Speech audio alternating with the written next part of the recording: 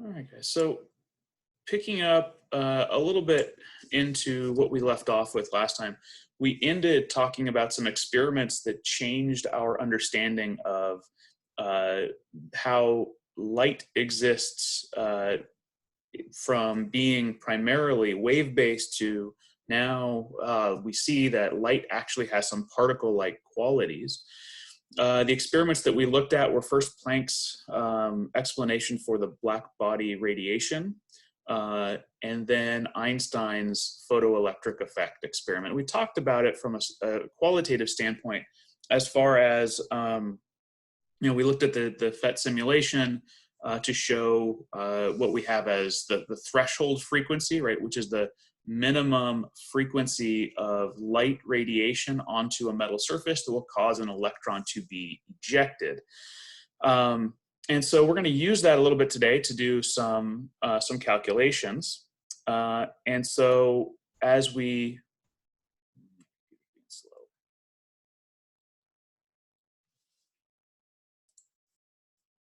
Okay.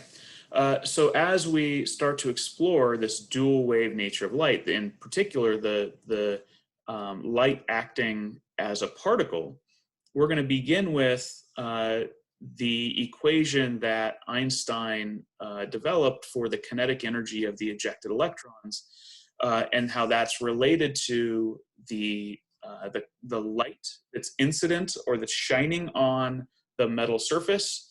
And it's related to the metal surface itself and how strongly that metal surface holds onto those electrons. So our example to bring the quantitative aspect into the photoelectric effect is the following, right? An electron is ejected from sodium metal using a 400 nanometer light source. How much kinetic energy does an electron have if the threshold frequency of sodium is 5.5 times 10 to the 14th hertz? Remember, 1 hertz is equal to 1 over seconds, or seconds to the -1 power. And then once we figure out that kinetic energy, we'll also do a calculation of the speed of that electron. Okay. So the idea here is if we have a light source, so here's our light source here, a light bulb shining at a surface. So here's our sodium metal. And then what that causes is the ejection of an electron, okay? And we know that that electron is moving at a certain speed. Well, that speed corresponds to a kinetic energy. And the kinetic energy of that ejected electron, so you can write it out as Ke, or capital E with a subscript K. I don't really care how you note that. So I'm going to say here the Ke, the kinetic energy of the electron, will equal H nu minus H nu 0. Okay? Where nu 0, right, that's our threshold frequency.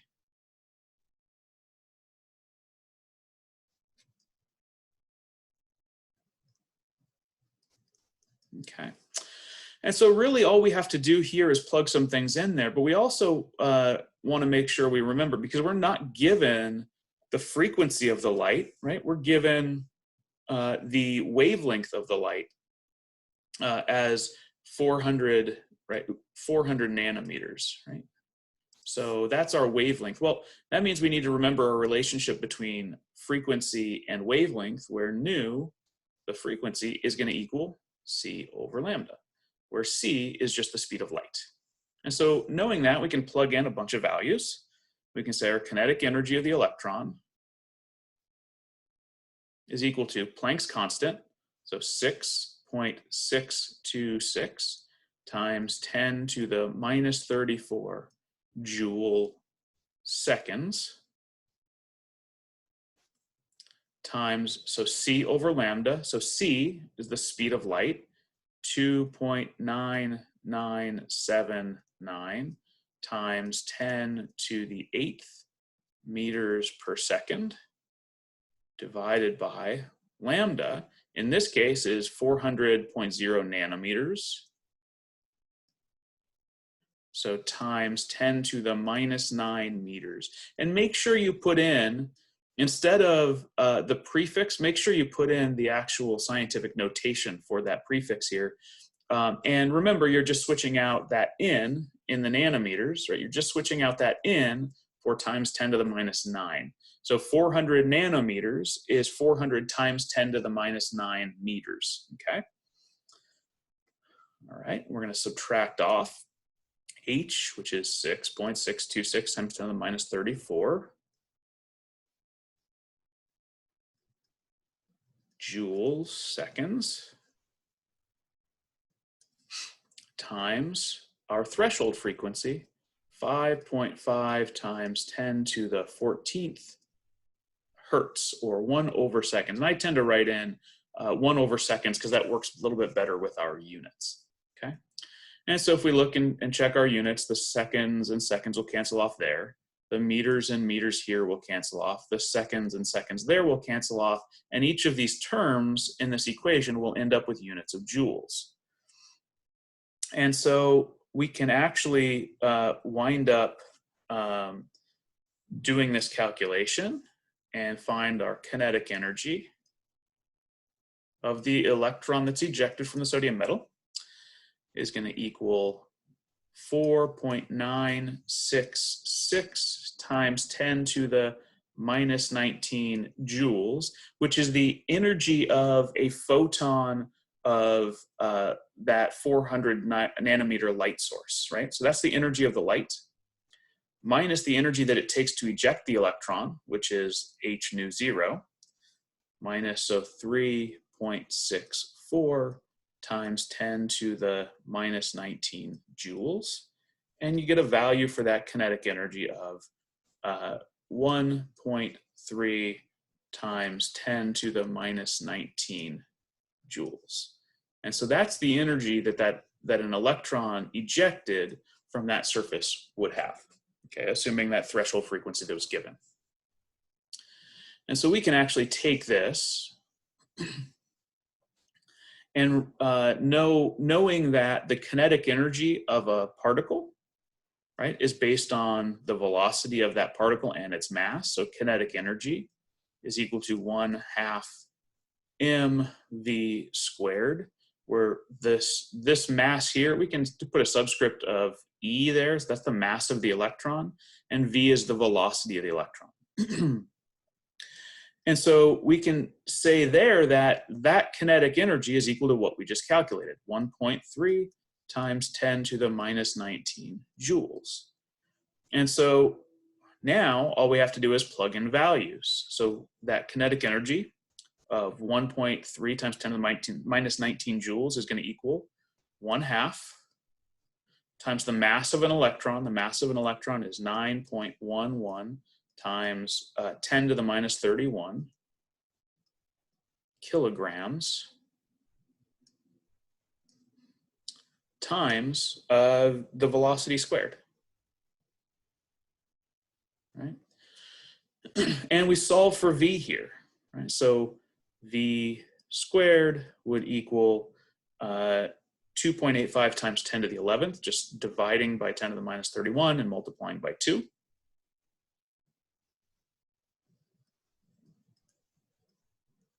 And that's the positive 11th power, and that would be meters squared per second squared. And the meters squared per second squared is coming from, if you look units wise, right, remember 1 joule is equal to 1 kilogram meter squared per second squared. And so when you divide by the kilograms from the mass of the electron, that kilogram gets knocked out and you're left with units of meters squared per second squared. And so you take the square root of that and you get a velocity of 5.34 times 10 to the 5th meters per second. So you can actually calculate how fast is that electron moving as it gets ejected from that metal surface, okay? And so that's the idea with this. Now you could phrase this in a number of different ways. This is just one way we could look at it. We could, if we knew the kinetic energy, we could go and calculate the threshold frequency if we knew the kinetic energy and the color of the light. And so there are other ways that this can be asked in different directions. So that's why it's important to get the practice through the, the practice problems that are recommended in the homework. Okay. And so that's a calculation using Einstein's equation for the kinetic energy of an electron based on the wavelength of light that's shining on the metal and the threshold frequency of the metal. And now remember, this comes out of this whole idea that now light is kind of acting particle-like. And so we have this wave-particle duality of light. And that leads us into a new experiment, well, theory really, and the theory holds pretty well and becomes very useful for some things down the road. And that's what we can consider to be matter waves. Okay. Now this is a theory by Louis de Broglie, 1924. And basically de Broglie's idea is, well, he's pretty familiar with Einstein. So he's familiar with things like Einstein's equation, right? E is equal to mc squared, that we all know, right? But he also is coming at this from, one sec. So de Broglie is coming at light and electrons and matter from sort of a different position than a lot of scientists, because it's this idea of wave-particle duality is so new. And so, but he does have the benefit of these experiments of Planck and Einstein, understanding that, well, if light can act particle-like, when we knew it was already wave-like, well, why can't? And so he comes up with this idea that why can't matter act with wave-like particles? If matter is particle-like generally, maybe it has some similar properties to light. Light can act as both a wave and a particle. Maybe matter can act as both a particle and a wave. And so taking Einstein's famous equation, E is equal to mc squared, and Planck's equation, E is equal to h nu, he sets those equal to each other, as you can see here. And he does a little bit of rearranging. Basically, he substitutes in c, which is the speed of light, and over lambda, right, which is the wavelength.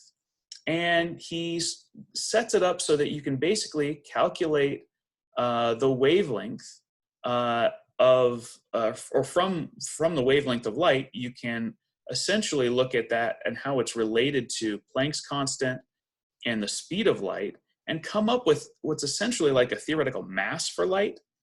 But his idea is, well, that if that's kind of the theoretical mass for a photon of light, well, maybe we can go and calculate the wavelength for a piece of matter instead. Okay, and that might be important under certain circumstances, and that's sort of what we're going to explore next with a couple of examples that we're going to get to. But de Broglie basically changes out, instead of c, he changes this out for the speed of a particle.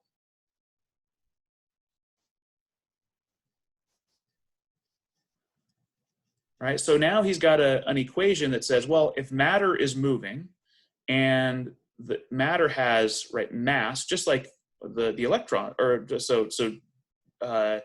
the mass in the equation above is looking at sort of the theoretical mass of light, whereas in his equation here, right, he's got this this mass here would be the mass of an object that's moving with that speed, right, or the mass of the particle. Okay, so based on the mass and the velocity, de Broglie says, oh, well, we should be able to calculate a wavelength. And so what we're going to do here is we're going to go and look at, because I think this is useful for us to understand, when is this important? When is it important that matter could have a wavelength? And we're going to find that a couple of quick, simple calculations will be really useful for us. And so we're going to look at this particular example. We're going to calculate the de Broglie wavelength. And so that's what this, this lambda here for matter, when we consider a matter wave, right? So if you will, for a matter wave,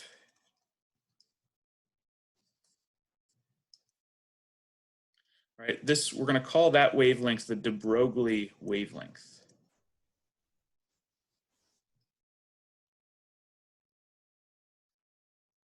So we're going to calculate that de Broglie wavelength for an electron moving at a speed that you might find an electron moving around the nucleus of an atom. And we'll have a little bit more on that a little bit later, but that could be the speed, 1 × 10⁷ meters per second. And we're going to compare that to the wavelength of a larger piece of matter, namely a baseball being thrown, say, by a pitcher at 100 miles an hour. So, hey, we're in baseball season. We don't get to watch baseball right now, but we can still do some calculations involving some baseball. And so once we do those two calculations, we're going to find that it's actually a pretty stark comparison when you consider, for example, the estimated diameter of an electron and the diameter of the average baseball, okay? And so we're kind of looking at the comparison between something, a piece of matter that's very large, like a baseball, that's bulk that we can interact with very easily, versus something that is much more abstract to us, as this electron, this thing that we can't see with our own eyes. And we're going to find an interesting comparison here. So let's give this a go. This is actually a fairly straightforward calculation here. We can say the lambda for the electron, and I'll write in that de Broglie wavelength equation over on the left. So lambda is equal to h over m nu, right? Which we're, excuse me, not nu, m epsilon, which is velocity. So the wavelength of the electron will equal Planck's constant, 6.626 times 10 to the minus 34 joule seconds, divided by the mass of an electron. That's the 9.11 times 10 to the minus 31 kilograms, times that approximate speed, right? So 1.0 times 10 to the 7th meters per second. Right? And we can just plug that into our calculator. Unit-wise, what we'll find here is when we look at this wavelength, right? So we have joules, right? Since we know a joule is a kilogram meter, meter squared, I'll get rid of that, per second squared. Then what we can do is if we look at all the units, right? We have joules, so I'll put that into kilograms, kg, meters squared per second squared, times seconds, that whole thing, divided by kilograms and meters per second. So we can say the second there and the second there will cancel out with the square seconds. Meters here will cancel out with one of the meters in the numerator there, and kilograms here and kilograms here will cancel out. So our units are going to be left in meters. So I want to make sure that was clear to us there. And so if we just plug those values into our calculator, we get a value along the lines of 7.3 times 10 to the minus 11 meters, okay? And so what I want to do now is I'm actually going to take that value and I'm going to put it on our next page. I'll come back to that page, don't worry. The wavelength of an electron is, in this case, 7.3 times 10 to the minus 11 meters. See, yeah. Okay. So that's the first calculation, the wavelength of the electron. Then we're going to do a baseball. So here, do lambda, and I'm going to draw a little picture of a baseball here. Looks something like that if you just draw it out. So there's our wavelength of the electron, the wavelength, and then now we're doing the wavelength of the baseball. And again, we're going to put in Planck's constant, 6.626 times 10 to the minus 34 joule seconds, divided by, now we put in the mass of the baseball, 0.145 kilograms. Remember, we need this to be in kilograms. And then the speed of the baseball. And so the speed of a baseball pitched at 100 miles an hour, well, 100 miles per hour translates into 44.7 meters per second. I'm not going to do that conversion. I just figured 100 miles an hour would be a really good fastball for a pitcher. So that's what the speed we're going to take. And so we're going to plug in the value in terms of meters per second because we want our units to work right. And if you don't believe that, you can go and do the conversion to check that out. Okay.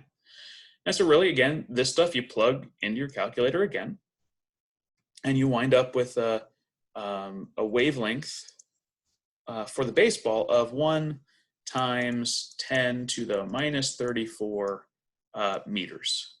Okay. And so we'll take that value, and we're going to plug that value in on the next page, and then we're going to talk about sort of the really important size comparisons here, okay? And that's what we'll do on the next page. So the wavelength of a baseball is calculated, moving at 100 miles per hour, is calculated to be 1 times 10 to the minus 34 meters.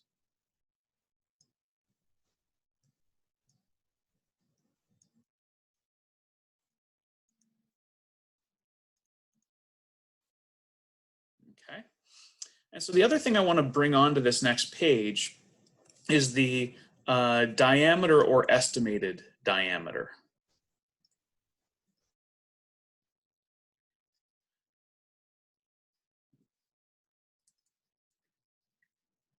Right, and so if we have our wavelength here and our estimated diameter, it's estimated for an electron because it's just too hard to measure. We have to do it through an experiment where we don't directly just say take a tape measure and measure the size of the electron, right? We have to do other things to do that, and so that's our why it's an estimated diameter. And we're going to say about 10 to the minus 15 meters for the electron and 7.4 centimeters, or 7.4 times 10 to the minus 2 meters for the baseball.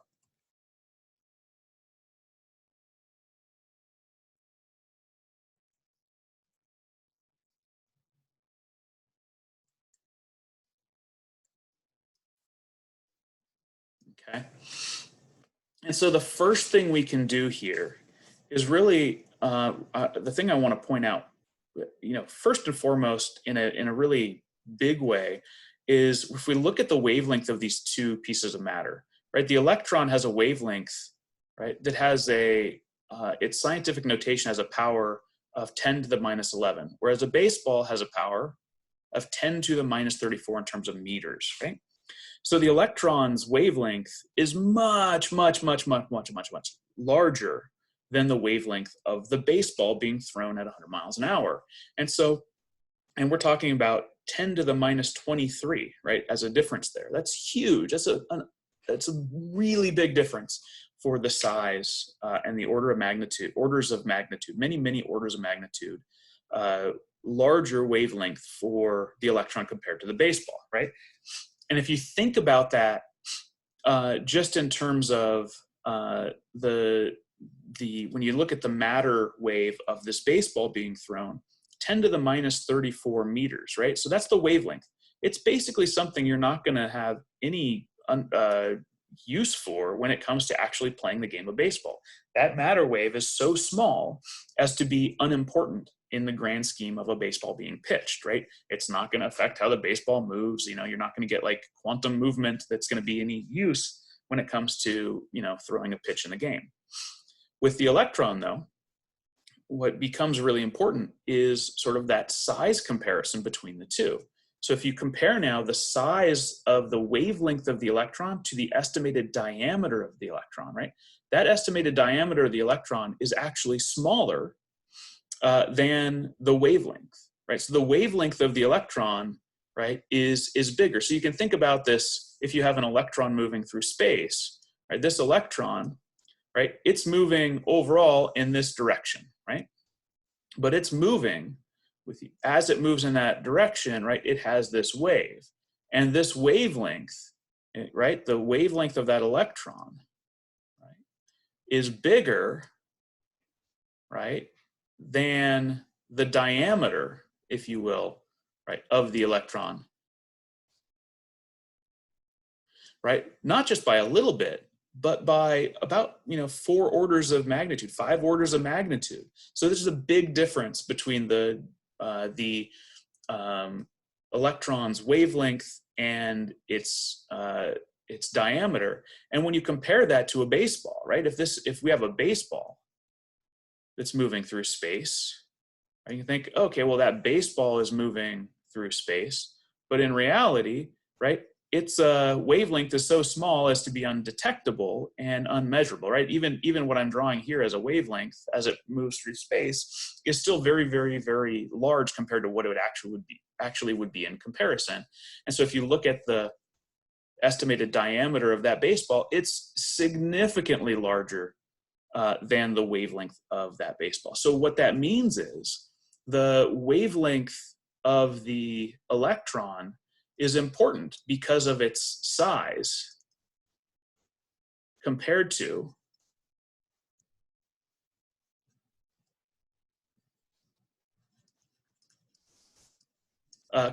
say, or because of the, I should say size, or because of its, because of the magnitude of the wavelength,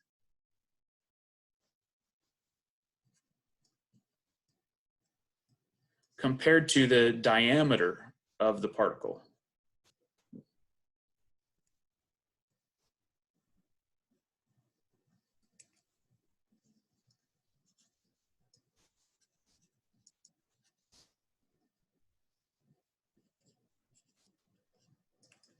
Okay, and so that's an important thing, and that's going to come back into play a little bit later as we start to get into a new theory for the understanding of how electrons move within an electron, and eventually that'll have implications for things like bonding between 2 atoms. Okay, but I kind of like this comparison because it's something that we can compare, that's tangible to us. A piece of matter that you can actually literally hold in your hand compared to an electron that you really have to sort of think.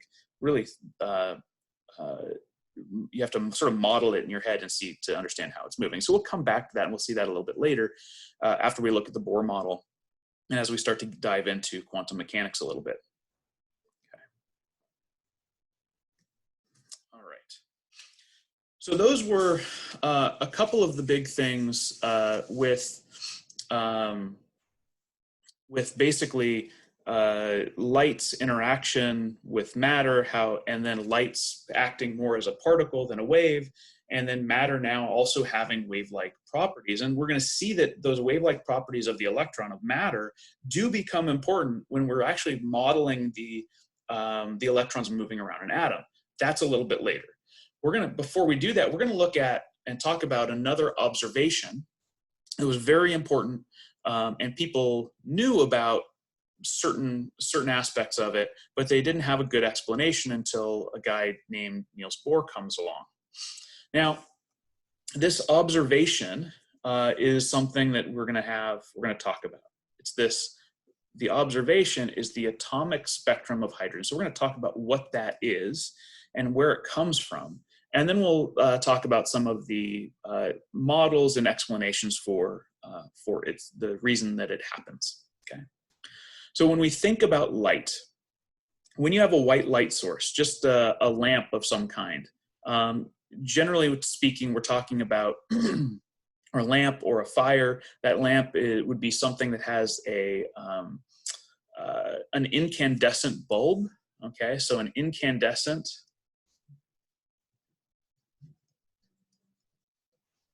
light source. And that incandescent light source would be something like an incandescent light bulb. And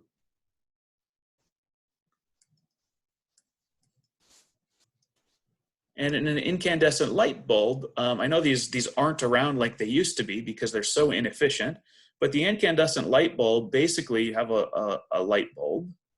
I'm trying to sort of diagram this. And this light bulb would have basically a little coil of wire, right? And it would be connected down to either side of the energy source. And you'd run a current through it, and that coil of wire would heat up, right? So this heats up. Okay, it heats to incandescence.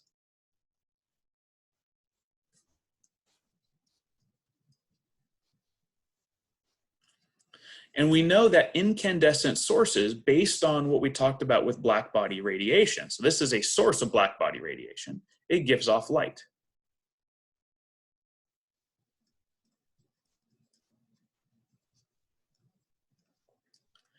Now we're using all kinds of other sources now. LEDs are sort of the big one that we've, as humans have started to master quite a bit more.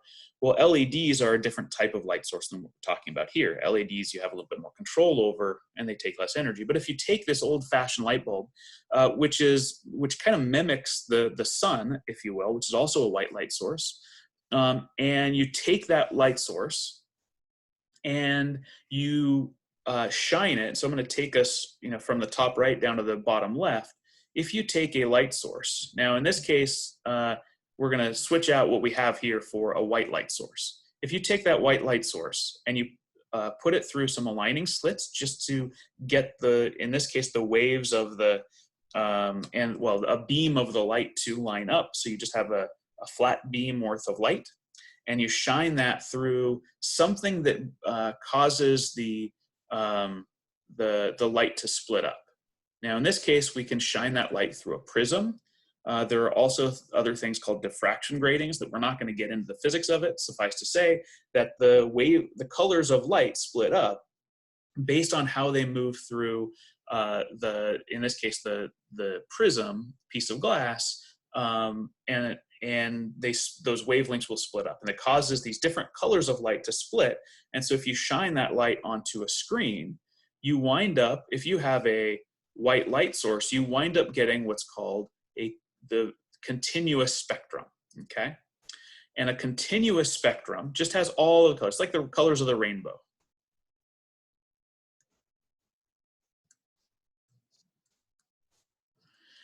And so if you take a white light source, that's what you get. So a continuous spectrum is something you'll get from a white light source.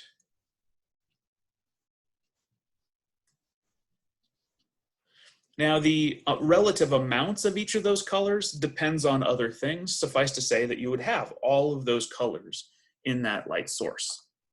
And so that's the first thing for us to think about. A white light source, when you put that source through a prism, right, it splits, but it has all the colors. Our good old Roy G. Biv, right? Red, orange, yellow, green, blue, indigo, and violet, okay? So those colors are what we would expect to see with that white light source. However, if we were instead to have a lamp of a different kind, a lamp, say, that contains only hydrogen, as we can see over here. This lamp is called a gas discharge tube lamp. Basically, you put an electric current through this type of a lamp, and it heats up some hydrogen gas. That hydrogen gas gives off light. So the observation that was confusing people, because people knew when you put white light through this prism, it splits it up and you get the rainbow color, right? If you put, however, light that comes from a hydrogen discharge tube or from hydrogen gas through this same type of experimental setup, instead of getting the full spectrum, what you get are select lines in that spectrum. Okay, you only get certain colors of light that come through. And in between those, there's no light that is being emitted by that hydrogen light source. And so we'll go back to this. So what we have over here is if you have that hydrogen lamp as your source, then that hydrogen is emitting only certain wavelengths of light. So what we get in the spectrum is what's called a hydrogen emission spectrum.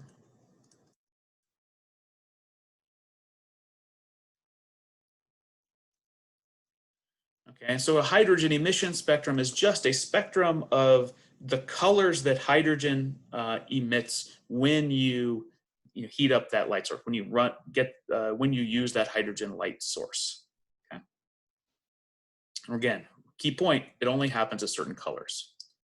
Now, another experiment that we can think of that's similar to this, only there's a key difference here, is if you take, instead of a hydrogen lamp, if you take a white light source, right?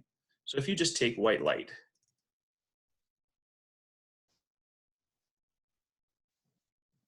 and you run that white light source through, so this is an absorbing sample. If you were to put it through hydrogen gas,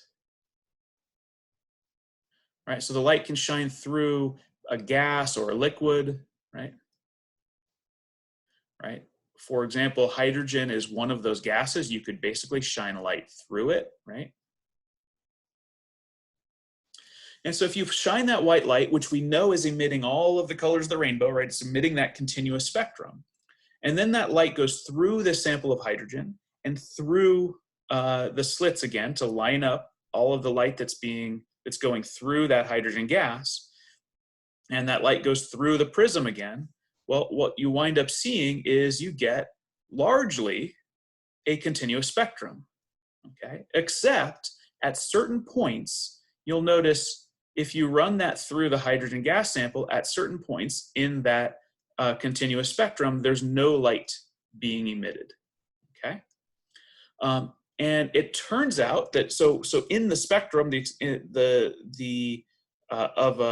this, what would be a continuous spectrum if it was just white light, you run it through the hydrogen sample, you get this continuous spectrum except for black lines or the absence of light in these certain lines in what's called the absorption spectrum, okay? So this up here is the absorption spectrum for hydrogen. So now we've looked at an emission spectrum for hydrogen, right? The emission spectrum has only light of certain wavelength is emitted. And in an absorption spectrum, all of the light that comes through is light that hasn't been absorbed by the hydrogen. So where you see those black lines where no light gets through at those wavelengths, that's the wavelengths that, that hydrogen absorbs, hence an absorption spectrum. And if we compare those types of spectra, so we have initially, right, we know what our continuous spectrum is, right? That's the first one. That's all the wavelengths of light, right? That's our rainbow, Roy G. Biv. We compare that to the light that hydrogen gives off, the emission spectrum, right? And you can compare that to the absorption spectrum, which is white light that's shining through hydrogen, where the white light gives off the full continuous spectrum, but in the absorption spectrum, you only, so you're missing lines, if you will. And if we look at where those lines exist, right, in these spectrum, they occur, in these two spectra, they occur at the same point. So we get these types of spectra whereby, right, you only get, you get emission lines and absorption lines, if you will, at the same wavelengths, okay? Notice they all correspond in these emission and absorption spectra to the same wavelengths, whether it's emitted or absorbed, which means that a substance both absorbs and emits light at those specific wavelengths that are visible in the line spectra, whether it's an absorption spectrum, where it's just lines of that are absent from the continuous spectrum, or an emission spectrum where you take that substance and you excite it, you give it a bunch of energy, and it gives off light. Okay, now we're going to see why this is in a little bit, and what it comes about from as we start to explore how electrons move more inside within the atom. Okay, so the first thing to think about here is this observation was made. People at the time didn't know, so this is the late 1800s, I think 1880s, that range, 1880s, 1890s. And so you have basically this observation of the hydrogen emission spectrum and the hydrogen absorption spectrum, and people could measure the wavelengths of that light that was emitted during this experiment. And a couple of people sort of concurrently developed an equation that predicts the wavelengths of the lines based on some numbers in basically whole number values. And Johann Balmer and Johannes Rydberg were basically mathematicians, physicists, mathematicians, but the point being, they basically use math to fit the data. Okay, so when they go to fit this data, they basically plug in what they know about the wavelength of the light that's emitted from hydrogen, and they fit it using whole numbers. And the way that this gets fitted is through this equation here. Switch my pen color before I write anything. All right, so that through this equation here. And so this equation, known as the Rydberg-Balmer equation, has the following form. So 1 over the wavelength is equal to this constant. Okay, this constant is known as the Rydberg constant. And that Rydberg constant is multiplied by the quantity of 1 over 4 minus 1 over n squared. Now, that value for n is just a whole number. It can be 3, 4, 5, etc. If you look at 4 here, notice 4 is actually, just to want to point this out, 2 squared, okay? But basically they fit all of the data that's out there that people have observed to this equation. They don't have an explanation for why this happens, but what they do have is the math behind, hey, how can we predict these wavelengths? And so this equation is predicting where would you expect to find, what wavelengths would you expect to find a line in that hydrogen spectrum, given that we have these whole number values. And so it works for anything that's in the visible region, okay? Now, there are some problems with this. This only really works for hydrogen in this equation, right? And what you find is, and this is a really important aspect of this, for other elements, there are other sets of lines. In fact, each element has its own specific set of lines, its own unique set of lines that are emitted or absorbed, okay? And it also, so that was one thing, it doesn't work for other elements. The other thing is that it doesn't explain why the hydrogen emits and absorbs only at those wavelengths, okay? It just says that these are the wavelengths at which you would expect to see hydrogen emit and absorb light, okay? So that was the first sort of leap forward, is at least they could take and fit mathematically the data that was out there, and that eventually does lead to a newer and better understanding once some other things come about. And so if we look at the wavelengths of other elements, so the absorption, so these are emission spectra of the other wavelengths, right? So the colors that you see are the colors that are emitted. So you'll see that depending upon the element, you get you can go from a lot of wavelengths, maybe very few wavelengths, right? Helium and lithium don't have a whole lot. You look at barium. Barium has tons of wavelengths that it emits. Calcium has a bunch, right? Hydrogen has only a very few. Sodium, right? So sodium there has, it looks like one line, but it's actually a bunch of really closely spaced lines. And so that's a big thing, is that, well, how can these different elements emit and absorb light at different energies, or excuse me, at different wavelengths? And so years later, a guy named Niels Bohr comes along and proposes a way that this works. And the first thing that he starts to look at is how an electron orbits the nucleus. And so what Bohr says is essentially this: the electrons, as they move around the nucleus, they move around the nucleus at only certain allowed orbits, and he calls those energy levels. levels, okay? And he basically says, yeah, these are only the only allowed energy levels based on some things that he learned, that he knows from Planck and Einstein, okay? It has to do with this idea of quantization.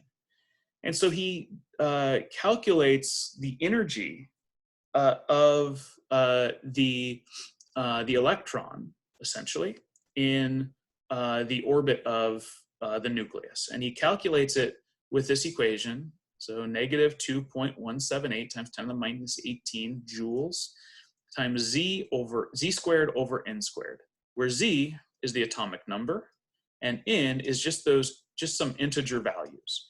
Now this negative here, okay, so there's a negative there, which basically is saying how stable is this electron. If you consider that you have an electron within an atom, right, it's going to have an attraction to the nucleus. The more stable it is, well, really the closer to the nucleus, the more stable it would be, because if you think about it, you got the positive charge of the nucleus pulling on the negative charge of the electron. So as they're closer together, they're more stable. So as that, so if you think about two particles that are pulled far apart, right, those ions that are pulled far apart have very little energy or interaction between them. They're not pulling on each other much. They're farther apart. And so you can think about it with magnets, right? If I pull two magnets apart, the force between those two magnets gets smaller. And so the farther and farther you go means that the energy of the interaction between those two things becomes less in magnitude. The closer they are, the more they're attractive to each other. So if we consider out here to be a 0 point, then as we bring them closer together, the energy goes down as it becomes more stable. Remember, lower in energy means something is more stable, okay?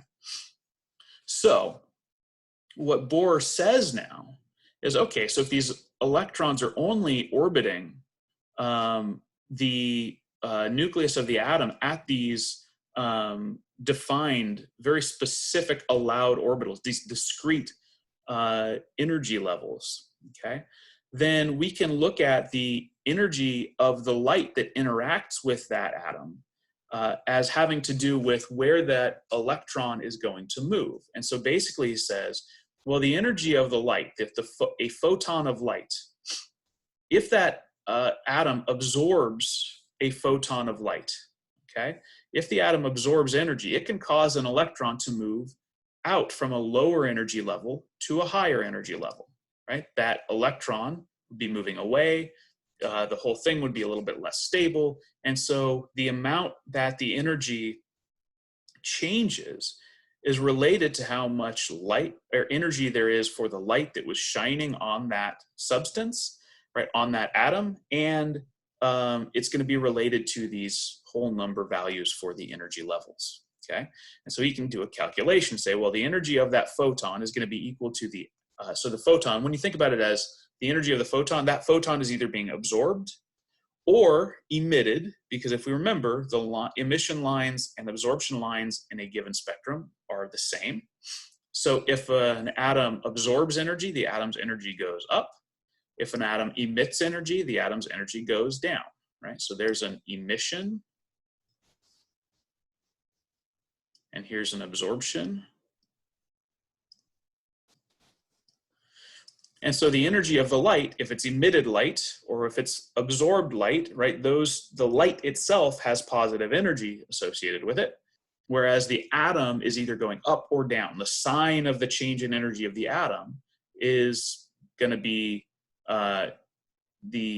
what defines whether it's the light is either being absorbed or emitted. And so what you can do there is say, well, for the energy change of the atom, if you take, I should have absolute value signs here and here also. If you take the absolute, that didn't work. If you take the absolute value of the change in energy of the atom, which is just the final energy of the atom minus the initial energy of the atom, you'll get that color, that wavelength, or the energy of the light, okay?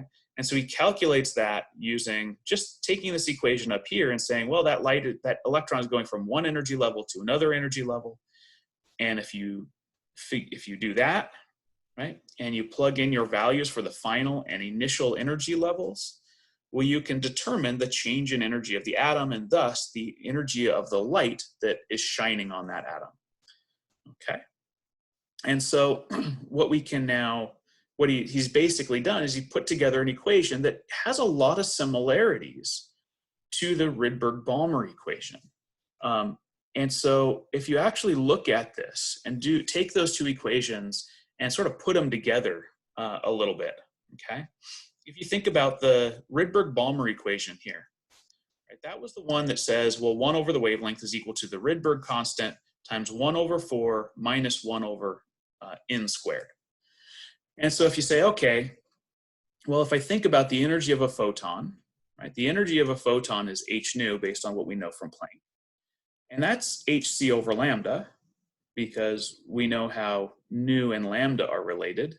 Okay, well, we'll kind of split this up a little bit, hc times 1 over lambda, and we know what 1 over lambda is, so why don't we plug that into the equation here? So you've got now hc times 1 over lambda, which is from the Rydberg-Balmer equation. And so you can now just plug in the values for h and c, and you can find your energy of a photon is going to equal to Planck's constant times the speed of light times the Rydberg constant times 1 over 4 minus 1 over n squared. And if you take this and you multiply those things together, okay, if you multiply those things together right there, then what you wind up with is an equation that looks like this, okay? And that equation is essentially the same as the Bohr equation for the energy change of the atom, okay? And so what you now have is a relationship between these two things where basically you come up with this constant in the Bohr equation that's just the product of hc and 1 over lambda, and that 1 over lambda, hc and the Rydberg constant, and that Rydberg constant, which by the way, is often abbreviated, and this is one of those times that it's, chemistry is annoying with the constant that we used, but it's often abbreviated with a capital R. So if you see capital R and it's 1.097 times 10 to the 7th per meter, right? Not the ideal gas R, it's the Rydberg R. So you need to make sure that those are clear if you see those, okay? But basically what we now have is the relationship between the energy of the light and these orbitals, or these energy levels for an atom, okay?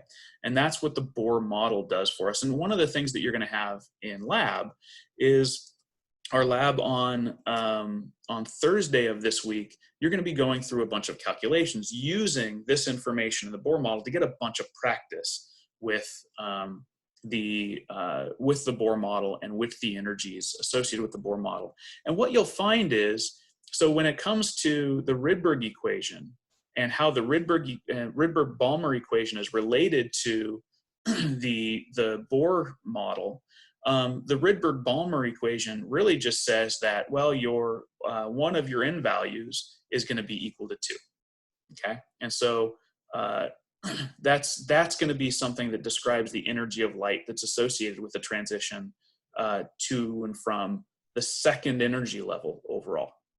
And so that lab will explain a bit of the differences between light that's associated with the electrons moving from a variety of different energy levels to a variety of different energy levels.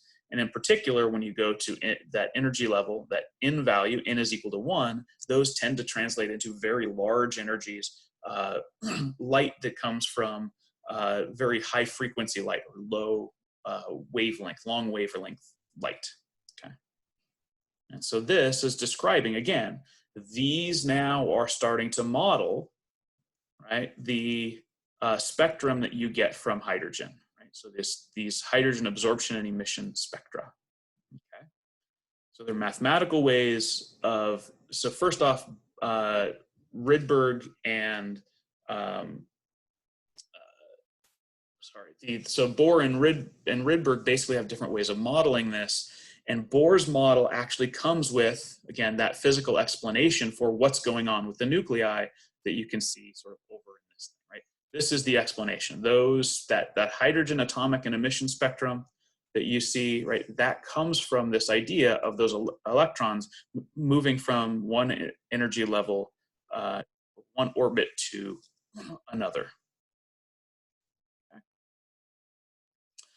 But it turns out that although that's very good for modeling how an electron changes from overall energy levels, it's not really great for modeling everything. It does a pretty good job, but over the course of the years following the proposed model by Bohr, there was a lot of theoretical, calculations, modeling that was done, and the Bohr model doesn't work perfectly.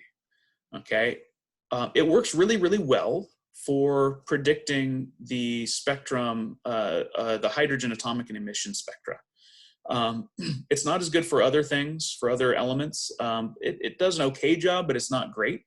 And so basically after lots and lots of modeling by many, many people, over the course of those years, it couldn't be found to work perfectly. And so a new approach to this came about. Remember, they're trying to model how these electrons are moving within an atom. And this new approach, which is called, the quantum mechanical model.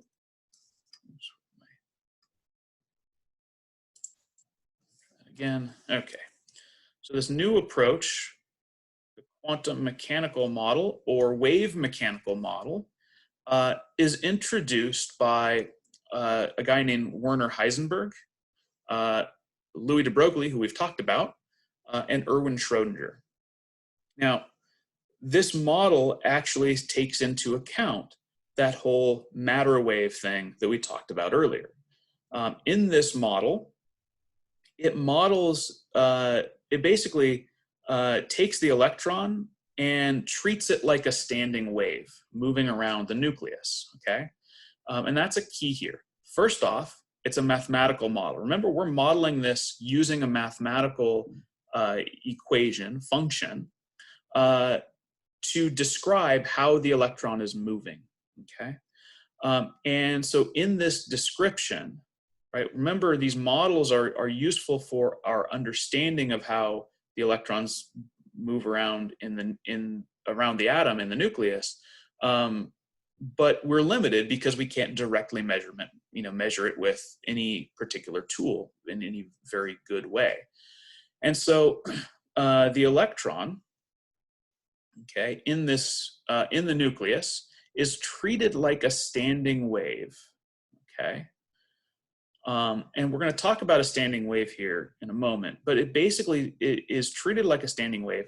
And that wave, the wave of the electron, so in this case, we're talking about that matter wave that de Broglie said matter has, right? That matter wave of that electron is described by a mathematical function, right? And when we say a wave, it's called a wave function. So when you think of a function, this is mathematical functions, right? Like you learned in your math classes, f of x is equal to, right? This particular wave function, though, is a three-dimensional thing, right? So it's not just f of x, it'd be f of x, f of y, f of x, y, and z, right? Or maybe if you use polar coordinates, which is beyond the scope of this class, you could model it in a slightly different way. Long story short, this model is being done to model the way that the electron moves around the nucleus, and it's being set up now as being a standing wave. Now, first off, what is a standing wave? Well, in the upper right here, if you look at these up here in the upper right are waves. And so if you were to attach, say, a string to a point on either side of, on either side of of two ends of a box, say, right? Okay. And so you would connect or attach the string at either side. You could pluck that string and a wave would move through that string, okay? And the wave would move through that string in a couple of ways. The simplest way is the wave would go through it there, reflect back to the other side. That right there is one wave, right, over the length, 2 times the length, where the length is the distance between where that string is anchored, okay? Or you could have an overtone of that. If you pluck the string, right, you could see that the wave passes through the string, right? That would be one wavelength. And then it would hit the other side, be reflected back, and that would give you a second wavelength. So the wavelength of the second version is 2 times the wavelength of the first version, right? And so if the first version has a wavelength, so lambda equal to 2L, the second one has lambda equal to L, or the length between the attached parts of the string. Or you could look at it if you as a second overtone, right, where you can see if that wave travels through the string here, right, you can get one wavelength there, a second wavelength here, and a third wavelength coming through there. So your wavelength there would be lambda is equal to 3/2L, right? So you get 3 wavelengths over 2 lengths of that wave traveling here. Now, the idea of these waves being attached, when those waves are attached there, right, you have very specific possible wavelengths available to to the wave in this particular confined system. Well, we know that the electron is confined within an atom, and the electron moves with a certain matter wave. And this is something that's important to us. Remember when we talked at the very beginning of this chapter about waves and how waves move, we talked about interference. And we can go back to that. Why don't we go back and talk about interference here really quickly? Okay, so let's go scroll all the way back. Oh, why is that not going anymore? There we go, keep going.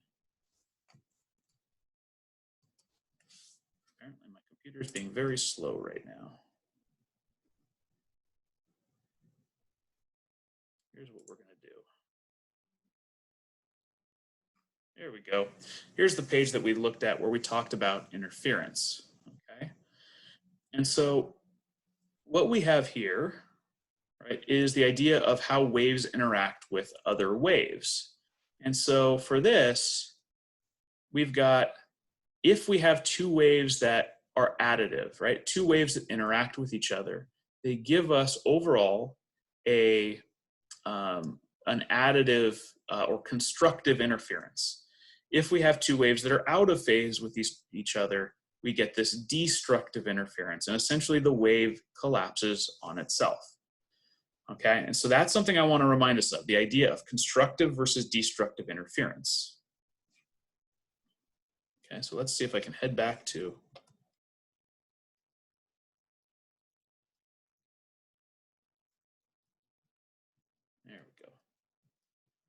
if we go back to the page that we're on here. Now, the reason this is important is if you start to model this mathematically, then what you wind up needing is that you need to, if you're going to have a good mathematical model, you need that electron, which is traveling around the nucleus, sort of, if you will, this is kind of like the circle here is kind of like the Bohr orbit. But remember that electron is moving with a wave, so you have to account for the wave as it moves, right, as this electron moves around that Bohr orbit. Okay, and so, I lost you guys. Okay, where were we when I lost you?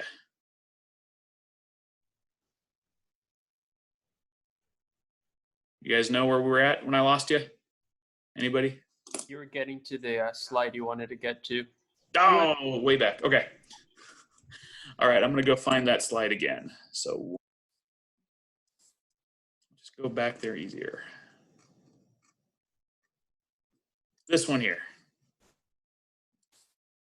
Okay, so I just want to remind you, did we talk about constructive, destructive interference again? Yeah. Okay, we did. Yeah. Okay, So again, this constructive and destructive interference is the important thing to keep in mind as we start to get into the new, this new model of the electron. Okay, it's right here. Okay, so what we now have is this. You're not sharing your screen. Not sharing it again. What? Really? Oh, okay. Hold on. I must have canceled that. That's not good. Let's try this again. There we go. Okay. There we go.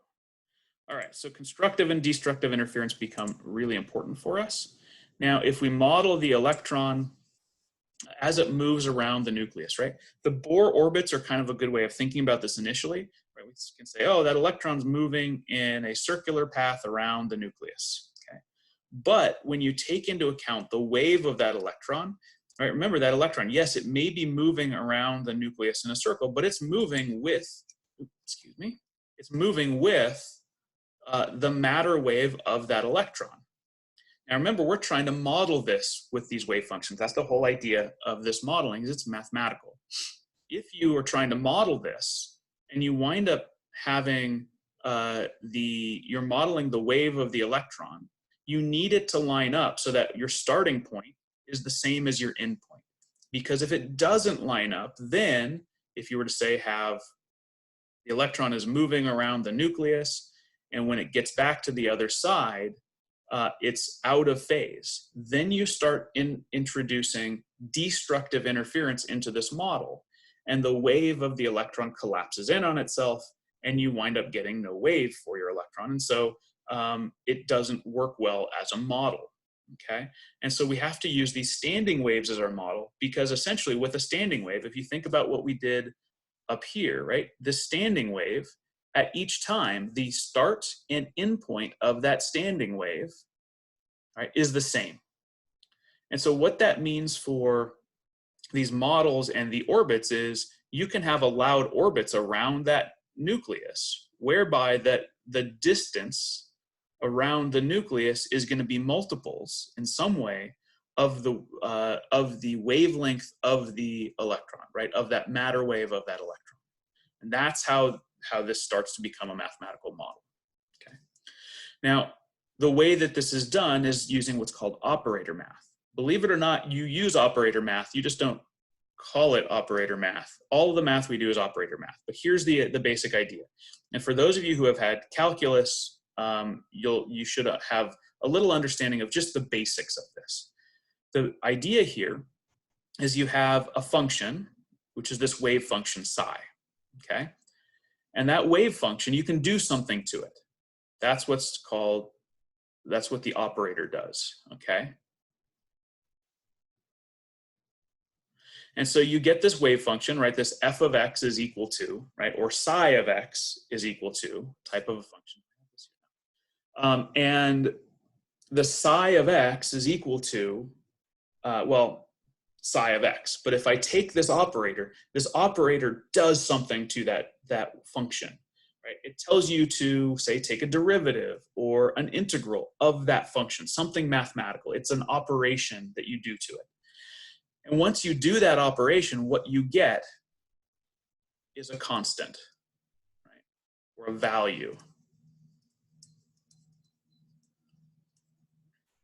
And so with the understanding, for those of you who have had calculus, the understanding of this should be, well, if I have a wave function, something, right, sine, cosine, tangent, right, mathematical expression of a wave.